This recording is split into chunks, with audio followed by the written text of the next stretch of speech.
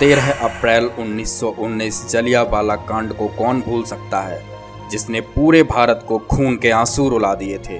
अंग्रेजों ने अत्याचार की सारी हदें पार कर दी थीं।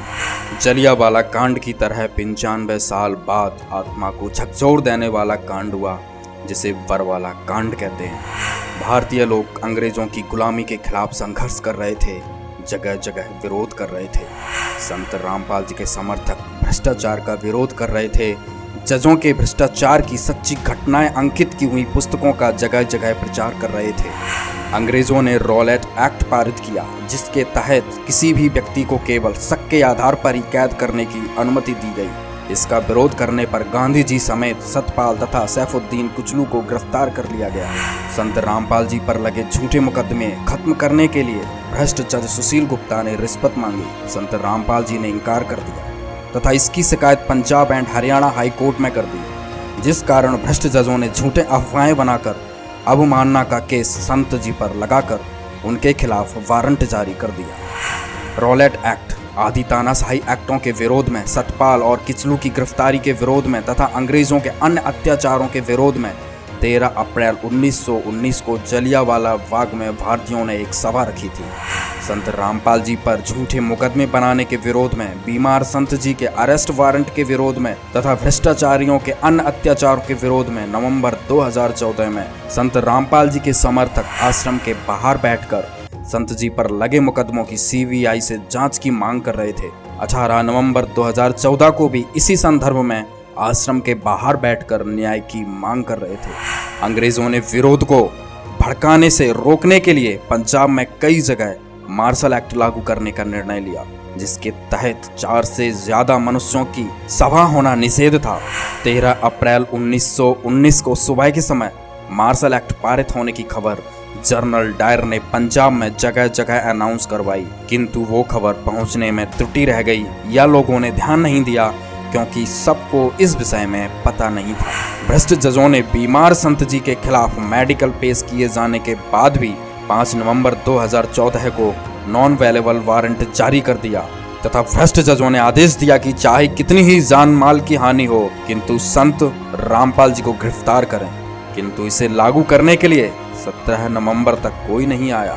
13 अप्रैल दोपहर के समय जर्नल डायर को जलियांवाला बाग में सभा होने की खबर मिली तथा शाम को सैनिकों को लेकर निहत्थे निर्दोष महिलाओं, बच्चों तथा अन्य भारतीयों पर अंधाधुंध फायरिंग करवाई। ध्यान रखा गया कि जहां ज्यादा लोग हों वहां फायरिंग की जाए, जिस वजह से सैकड़ों लोगों की हत्या हुई और हजारों लोग घायल हो गए। 14 नवंबर से IG अनिल राव और मुख्यमंत्री मनोहर लाल खट्टर के आदेश से सतलोक आश्रम का बिजली पानी सब बंद कर दिया गया।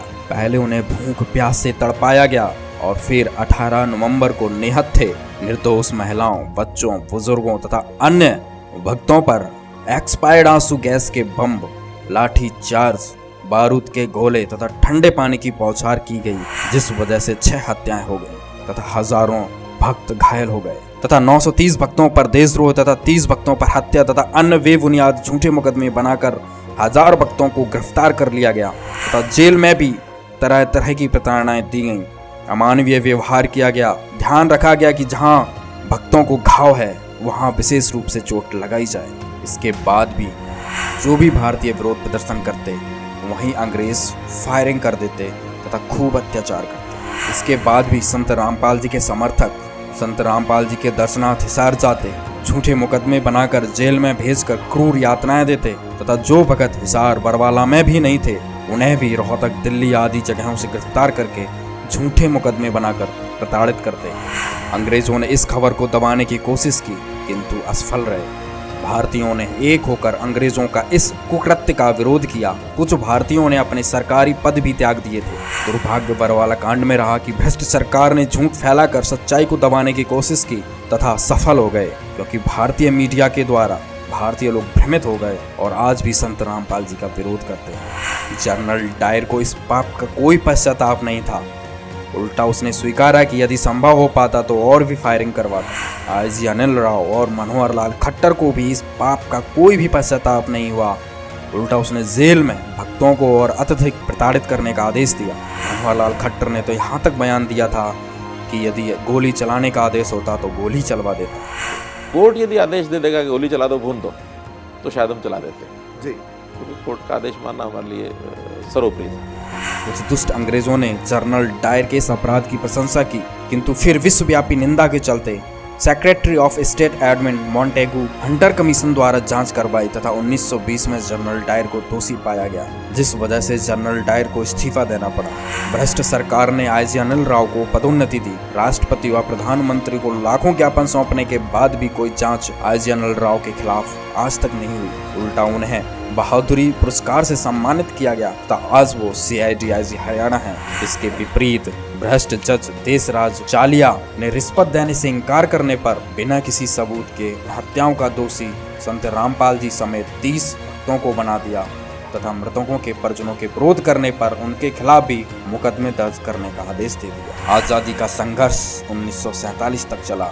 असली आजादी ये भ्रष्टाचार के खिलाफ संघर्ष आज भी चल रहा है।